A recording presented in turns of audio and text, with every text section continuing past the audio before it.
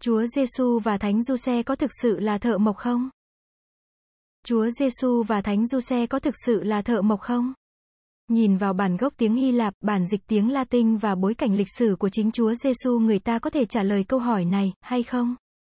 Truyền thống và lòng sùng kính phổ biến thường mô tả Chúa Giêsu và Thánh Giuse là thợ mộc. Làm việc cùng nhau, chia sẻ cả xưởng làm việc và dụng cụ trong khi đóng ghế dựa, ghế đầu và bàn. Thậm chí một số bức tranh trường phái Ba ốc 1 của Tây Ban Nha còn cho thấy một Giêsu rất trẻ với một rằm gỗ nhỏ đâm vào ngón tay.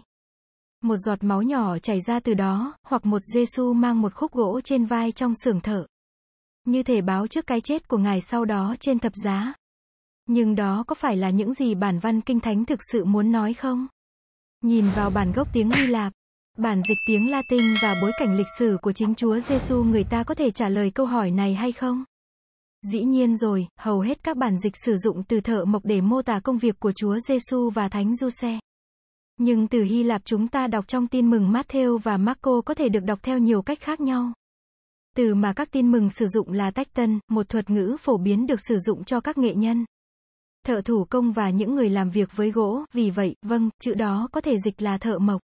Nhưng cũng thật thú vị, chữ đó có thể nói đến thợ xây đá, thợ xây, công nhân xây dựng. Ngay cả nói đến những người xuất sắc trong công việc buôn bán trao đổi của họ và có thể dạy cho những người khác như maestro, trong tiếng Ý.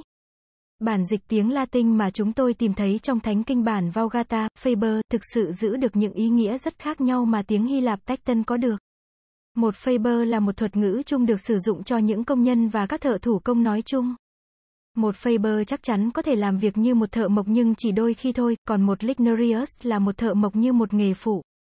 Giáo sư James D. Tabor, một học giả kinh thánh tại Đại học Bắc Carolina, đã gợi ý rằng người xây dựng hay thợ xây đá sẽ là một cách dịch tốt hơn cho từ tecton của Hy Lạp trong trường hợp của Chúa Giêsu. Vì những lý do rất cụ thể. Một mặt, lời rao giảng của Chúa Giêsu thường sử dụng các phép ẩn dụ được truyền cảm hứng từ việc xây dựng. Ngài thường nói đến đá góc tường và nền móng vững chắc. Ngoài ra, với thực tế là khu vực nơi Chúa Giêsu sống và chết không thực sự phong phú về cây cối. Và hầu hết các ngôi nhà trong thời của Ngài đều được xây bằng đá, vì vậy nghĩ rằng Chúa Giêsu và Thánh Giuse có thể đã làm việc trong ngành xây dựng thì có lý hơn. Nhưng điều đó cũng không dễ dàng. Trong bản Septuagint 3, bản dịch đầu tiên của Kinh Thánh Do Thái từ tiếng Do Thái và tiếng Aram sang tiếng Hy Lạp, chúng ta thấy từ tecton của Hy Lạp đã được sử dụng để phân biệt thợ mộc với các công nhân khác trong sách tiên tri Isaiah. Và trong danh sách các công nhân làm công việc xây dựng hoặc sửa chữa đền thờ ở Jerusalem, trong quyển thứ 2 sách các vua. Sự phân biệt này đã có từ xưa, vì người Hy Lạp đã thường xuyên sử dụng từ tecton để chỉ một người thợ mộc. Sử dụng từ lithologo cho thợ đá và từ laxoies cho thợ xây. Cách sử dụng phổ biến của từ này được các tác giả của Tin mừng thừa hưởng. Là những người đã quen thuộc với Kinh Thánh bản 70, nghĩ vậy là hợp lý.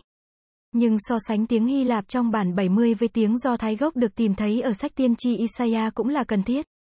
Từ Hy Lạp tecton là từ thường được sử dụng để dịch chữ charas có gốc trong tiếng Do Thái. Là từ thường được sử dụng cho thợ thủ công. Tuy nhiên, tecton silon là cách dịch từng chữ của tiếng Do Thái charas essim. Thợ thủ công chuyên về gỗ, thực tế được tìm thấy trong Isaiah 44, 13. Nhưng học giả Kinh Thánh Zeza Vermis người Hungary cho rằng có thể tecton của Hy Lạp không được dịch từ tiếng Do Thái charas, mà thay vào đó, nó tương đương với Nagara trong tiếng Aram. Vermis lập luận, trên thực tế khi Kinh Talmud 5 gọi ai đó là thợ mộc, thì đó có thể ám chỉ một người đàn ông rất uyên bác. Theo đó, điều này có nghĩa là các tác giả của các sách tin mừng muốn chỉ ra rằng Thánh Giuse thực tế là một người đàn ông thông thái.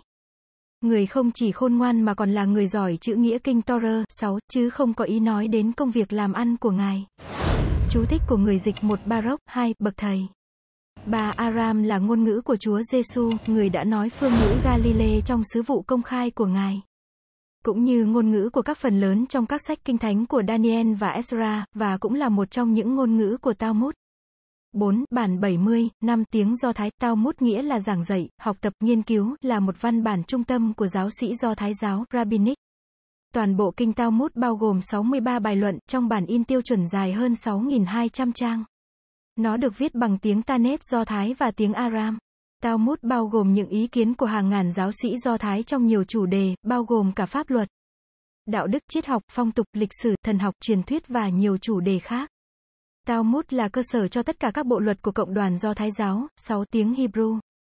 Hướng dẫn, dạy dỗ, hoặc những gì thường được dịch là ngũ thư, là khái niệm trung tâm trong truyền thống Do Thái giáo. Torah bao gồm các câu chuyện nền tảng của người Do Thái, lời gọi của Thiên Chúa để hình thành nên dân tộc họ.